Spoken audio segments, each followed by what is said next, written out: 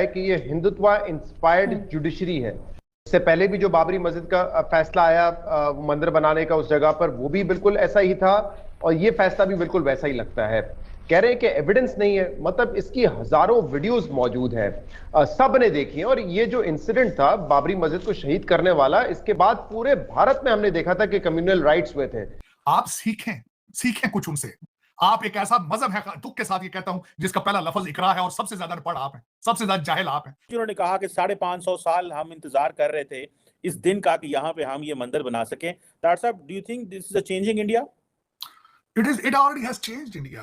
अयोध्या में बाबरी मस्जिद 5 सदियों तक मौजूद रही। मस्जिद शहीद करने के तकलीफदेह मनाजिर आज भी दुनिया भर के मुसलमानों के जहनों में ताज़ा हैं और अब मस्जिद के मकाम पर मंदिर की तामीर। हकीकत है कि इन्वेडर्स आए थे, उन्होंने कई मंदिरों के अंदर मस्जिद बनाई थी। ये कोई एक बाबरी मस्जिद का अकेले का मसला नहीं था। ये वहां पे क्योंकि वो थे और कन्वर्जन करते रहे बाई फोर्स, इसमें कोई शक नहीं। अब हिस्टोरिकली कोई किताब पढ़ के देख लिया, कन्वर्जन ज्यादातर जहां पे हुई है बाई फोर्स हुई है या लालच देके हुई है। जो कुछ भी जमीनों की जिस तरह भी कन्वर्जन होती रही है, हमारे लोग उसमें जज्बाती बजाय के तारीख को पढ़ने के उसको सेंटी होकर उसको चीजों को देखते हैं।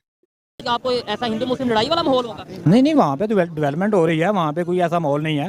तो वहाँ पे लोग मिल के काम कर रहे हैं जितने भी है, बल्कि हमारे जो मुसलमान हैं वहाँ पे वो खुश हैं, उन्हें तो कोई प्रॉब्लम नहीं है। वहाँ पे अबू धाबी में जिसकी हम अभी बात कर रहे थे कि वहाँ पे मंदिर सबसे बड़ा बन रहा है, आप उसकी मिसाल देख रहे हैं। उसके पीछे क्या है?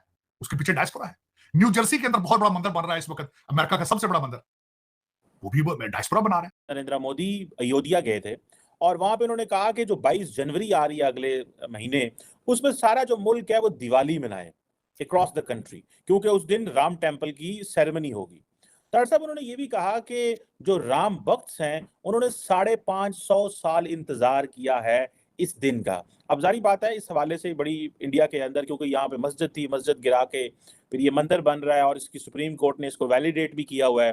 तार साहब, आप इसको कैसे देखते हैं? बल्कि फरवरी में प्राइम मिनिस्टर मोदी जो हैं वो अबू धाबी के अंदर भी एक मंदिर का इफ्तिताह करने जा रहे हैं।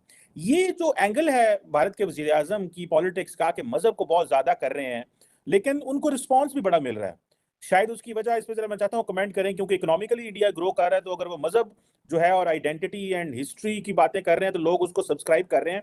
How do you see this, ये जो ट्रेंड है एंड ट्रांसफॉर्मेशन जो है भारत के अंदर, इसको, और पर्टिकुलरली ये जो उन्होंने कहा कि 550 साल हम इंतजार कर रहे थे इस दिन का कि यहाँ पे हम ये मंदिर बना सकें। डॉक्टर साहब, do you think this is a changing India? They are committed to their cause, they are committed to the religion, they are committed to India. इससे सीखना होगा आपको। मैं हमेशा यही कहता हूं, मेरे हमारे सुनने वाले सबसे बड़ा मुझसे यही कहते हैं कि पता नहीं शायद ये इंडिया भगत है, ये क्या इंडिया गीत। और मैं ये कहता हूं, सीख लो ना, को सीखण होता जेते। आपने अफगानिस्तान से भी सीखने की कोशिश की, आपने तालिबान के जश्न मनाए हैं, अगले मुंह से चौक के मारी, उन्हें क्या परा करो, उन्हें अपने मिसाइलों का नाम ही चेंज करो अपने। तो लेकिन ये कि आप सीखें कुछ उनसे। आप एक ऐसा मजहब है, दुख के साथ ये कहता हूं, जिसका पहला लफ्ज इकरा है और सबसे ज्यादा अनपढ़ आप हैं, सबसे ज्यादा जाहिल आप हैं। आपका हर मौलवी जाहिल है जो आपको सब रोजाना जुमे के खुतबे लीड करता है, आपकी मस्जिदों में सारा दिन सियासी तकरीरें करता है। पूछा जाए तो 2 लफ्ज ना उर्दू के जानता है ना इंग्लिश के जानता है। अरबी मुंशी फाजिल पढ़ के आ जाते हैं तो आलम सारे अरबी डॉक्टर साहब ने पीएचडी अरबी की थी। और यार को खुदा दा खौफ करो, तुसी को बचो, कोई तरक्की वाले पासे जाओ। मैं आज I'm shocked कि चीमा साहब किसी के मुंह से अभी तक मैंने 2 लफ्ज नहीं सुने। आज मैं खासकर 2-4 दिन से, क्योंकि ये हमारे न्यू ईयर की छुट्टियां और मैं मुसलसल यहाँ पे कोशिश करता रहता हूँ, पढ़ता रहता हूँ अगले सालों के जो आगे लोग आर्टिफिशियल इंटेलिजेंस के बारे में पढ़ रहे हैं।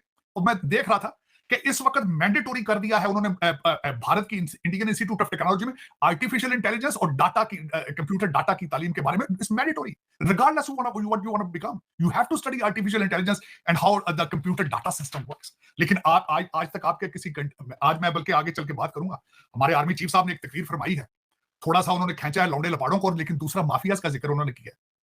लेकिन हाफिज साहब कब करेंगे वो? 2028 में करेंगे वो प्रोग्राम। आपको रात को चाहिए इन्फोर्स करें माफिया का।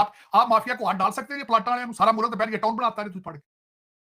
लेकिन चीमा साहब उसमें बाबरी मस्जिद की बात कर रहे हैं, जो मुझे आप बाबरी मस्जिद की बात कर रहे हैं, इस वक्त अगर देखा जाए तो things are not looking good among both countries. India और पाकिस्तान के हवाले से भी अगर देखा जाए, मैं बात उसकी भी करना चाहूंगा कि एक तरफ तो हमारे नवाज शरीफ साहब जो मुस्तकबिल के वजीर आजम है, बार बार ये कह रहे हैं कि भारत से रिलेशनशिप ठीक करेंगे।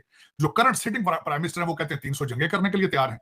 आप सुबह उठ के एक सिग्नल भेजते हैं, शाम को दूसरा सिग्नल भेजते हैं, लेकिन एक खतरनाक बात जो आ रही है आपके रिलेशनशिप के अंदर कि उन्होंने हाफिज सईद साहब को मांगने के लिए एक प्रॉपर चैनल के जरिए आपको रिक्वेस्ट कर दी है, जिसका जवाब ज़हरा बलोच साहबा ने दिया है आपके फॉरेन मिनिस्ट्री ने, और वो सेटिस्फैक्टरी जवाब नहीं दे सकी। एक तो उन्होंने कहा ये क्या सराहियां है, दूसरा उन्होंने कहा है कि वो मांगा है उनके ऊपर मनी लॉन्ड्रिंग के चार्जेस हैं हाफिज सईद साहब के। लेकिन Indians are very smart, matter fact इसका आपको सोचना होगा कि where you are heading as a Pakistan, जो कि एक फॉरेन पॉलिसी लेस कंट्री है, डॉलर बेस्ड पॉलिसीज हैं, लेकिन आपको सोचना होगा कि अब वो they have taken a very calculated move, उनका डिलीवर हो रहा है सारा कुछ, और उसमें अगर जो उनका फार्मूला है वो बिल्कुल फिट भी बैठा है कि भारत में तरक्की भी बहुत की है, इकोनॉमी उनकी देख लें आप, 600 बिलियन से ज्यादा उनका इस वक्त फॉरेन एक्सचेंज है, और तरक्की है 7.6% उनकी इकोनॉमी ग्रोथ।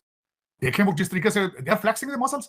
अब अगर वो मोदी साहब को चीजें वो सिर्फ ये तो उसका अच्छा दूसरा इलेक्शन का साल, इलेक्शन का फायदा भी लेंगे वो इस पे, जाहिर है ऑफ कोर्स, लेकिन उसमें अगर देखा जाए तो इसमें हमारे जो मुसलमान हैं वहां पे और दूसरे लोग हैं सारे इसको जज्बाती तौर पे ले जाते हैं, हालांकि जज्बाती नहीं होना चाहिए। ये हकीकत है कि इन्वेडर्स आए थे, उन्होंने कई मंदिरों के अंदर मसाजिद बनाई थी, ये कोई एक बाबरी मस्जिद का अकेले का मसला नहीं था, ये वहां पे क्योंकि वो थे और कन्वर्जन करते रहे बाय फोर्स, इसमें कोई शक नहीं। अब हिस्टोरिकली कोई किताब पढ़ के देख लिया, कन्वर्जन ज्यादातर जहां पे हुई है बाय फोर्स हुई है या लालच देके हुई है, जो कुछ भी जमीनों की जिस तरह भी कन्वर्जन होती रही है, हमारे लोग उसमें जज्बाती बजाय के तारीख को पढ़ने के उसको सेंटी होकर उसको चीजों को देखते हैं।